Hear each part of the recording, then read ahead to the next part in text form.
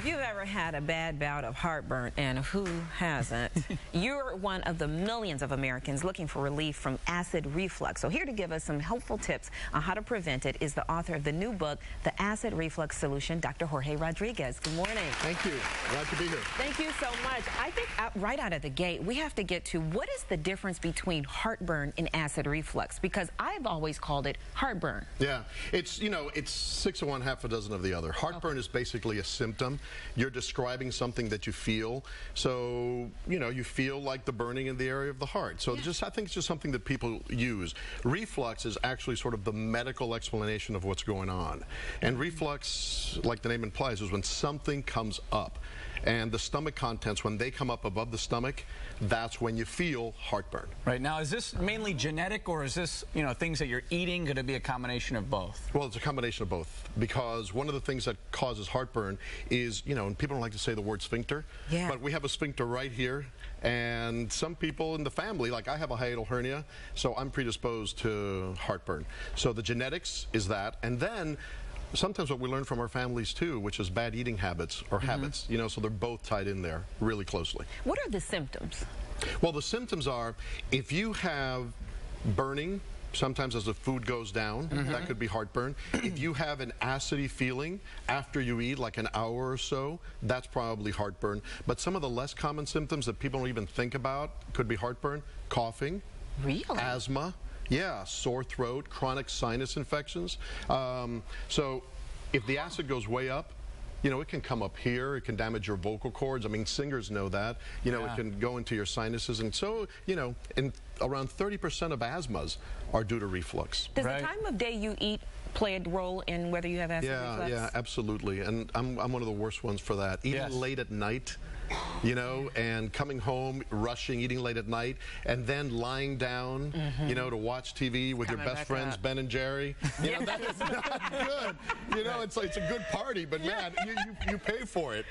I saw you on The View. I know that you're a good friend to Whoopi Goldberg, and this was something that she struggled with as well. Yeah, well, I cannot talk about my patients, but but she talks about herself, and it is, and Whoopi's a picky eater, and she does have it.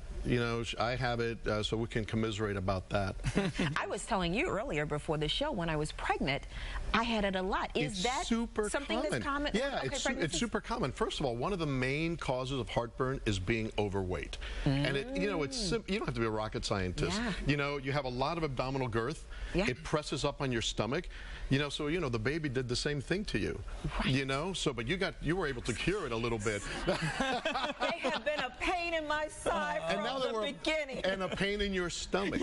So it slowed down the emptying of your stomach, which is the key to treat heartburn. That would explain it. Of course. And we all know that there's medicines out there, over-the-counter things. How do these, how are they different from one another? Well, first of all, the medications are great, and I'm a gastroenterologist. This is what I do for a living. The problem with this is that since they're so easy to obtain, people overuse them.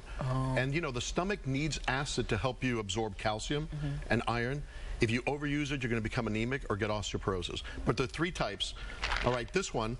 Lived on it. It's tasty, and they know that you don't absorb calcium because now they come with calcium, right? So they know that you're not absorbing it. But what this does, it basically just buffers the acid. This is like buttermilk. 20 years ago, just say drink milk every 2 hours, you'll feel better. Zantac actually stops the acid in your stomach around 50%. All right, and then the big daddies of them all are these called proton pump inhibitors, like Prilosec, Nexium. Don't get me wrong, these medicines are great when used appropriately, but if you use them for a long period of time, over 3 or 4 months, you may have problems with anemia and eventually with osteoporosis. So the key is to be more holistic about it and not use these medications all the time. That's just not good. So tell us, what should we do? And I know it's all in your book. Yeah, well, the first thing you should do is buy the book. All right, The Acid Reflux Solution. But in the diet, the key is to increase the fiber. And this is, we've talked about this. So everybody talks about this, all diets. When you have fiber in your diet, the stomach empties a lot more quickly. All right, the acid doesn't sit there. Smaller portions. All right, use natural oils. For example, we have a salad there that has avocado and arugula.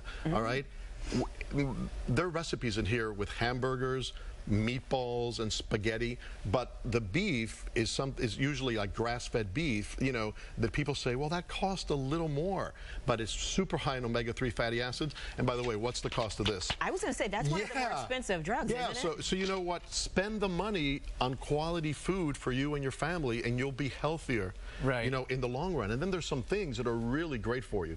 Fennel, ginger. You know, if you look at a lot of old cultures, you know, say the Greek culture, Italians, after dinner, they always have certain aperitifs, you know, little wines, like ouzo. It's usually licorice, which is fennel, right? And Asian cultures, everything is ginger. That helps the stomach empty a lot quicker. Wow. So what are go ahead, Ray. What about acidic foods? Things like tomatoes, things like wine. Is that myth or is that fact? Well, great question. If in that view thing, Barbara Walters kept on asking about tomatoes. Did you see that? Yes. And I go, is that like a tomato? Yeah. You know? If you have burning in the esophagus, if you actually have esophagitis, for a month, you should not have acidy food, because as it goes down, it burns. But once you heal, it's a myth. You can have acidy food because the acid in the stomach is so much more acidic than anything you could eat. As long as it gets out of your stomach quickly, there's not a problem with it. All right. Well, we have G, who monitors our social media, in the audience, and of course, folks at home have some questions for you, G. Yes, here's a question from Vicki Townsend. She wants to know, how can you tell the difference between heartburn and a heart attack? Oh man, that is a great question. You know, and I've had patients and friends that have thought they've had heartburn. First of all, heartburn is usually something that happens after a meal and is very acidic-like, all right? It's almost sharp. A heart attack, usually it's a pressure. If you feel that somebody's squeezing your chest, that's usually a heart attack. And heart attacks usually happen after some exertion. Exercise, you know, walking, when your heart needs the most blood. All right, whereas heartburn usually happens when you're lying down and still. Listen, if there's any question, always go see your doctor. Don't diagnose yourself. Absolutely. Well, hey, for more information on Dr. Rodriguez's book and to buy it, we have the link on our website. And guess what? Everyone in our audience is going home with it. We'll be right back with more Windy City Live. Stay with us. Dr. Jorge Rodriguez.